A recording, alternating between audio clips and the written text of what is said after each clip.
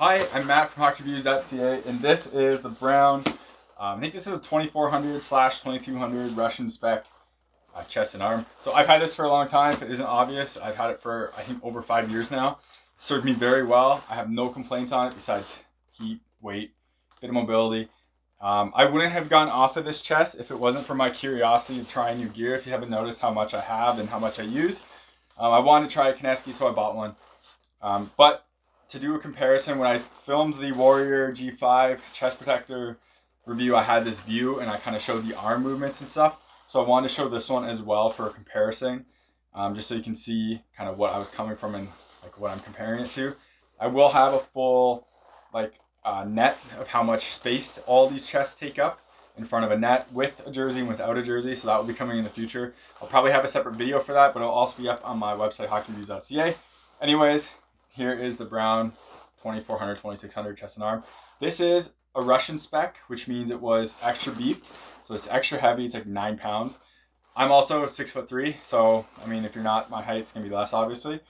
It's also was NHL spec at the time. He does have Brown has a slimmer version of this now that Samsonov wears. I've only seen like one picture of it, haven't worn it. But so yeah, this on my Kineski, the arms are super not broken in. These ones, as you can see, move pretty decently. Can kind of touch back here.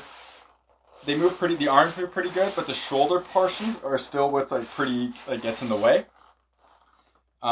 These were super stiff when I first got them. These are massively broken in now.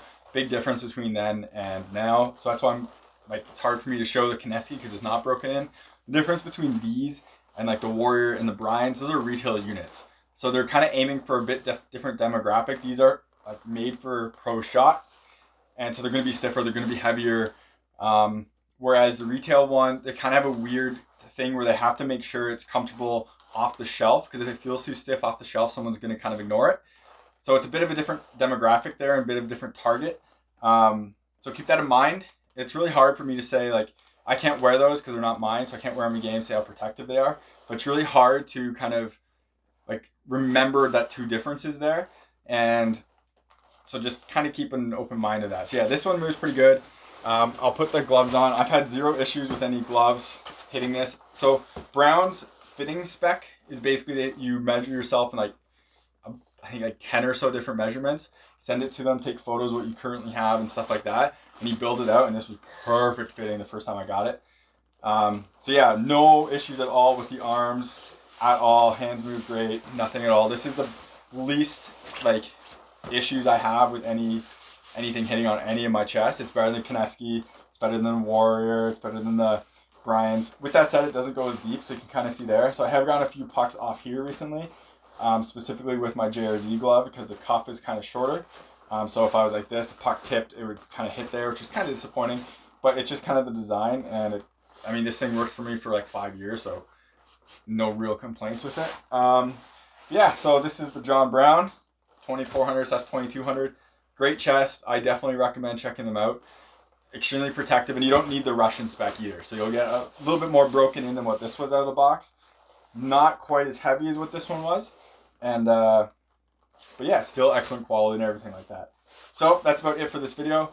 Like I said, I'll have the comparisons on my website and on and probably a video later on about like how much room these all take up in front of a net, and with the jersey, without a jersey. So yeah, thank you very much for watching this video. Hopefully it was helpful. If you ever remember to subscribe to me on YouTube, hit the bell icon so you get notified of when there's new videos. Follow me on Instagram and Twitter. If you ever want me to review a piece of gear, reach out to the manufacturer, let them know. Gets me on the radar that way.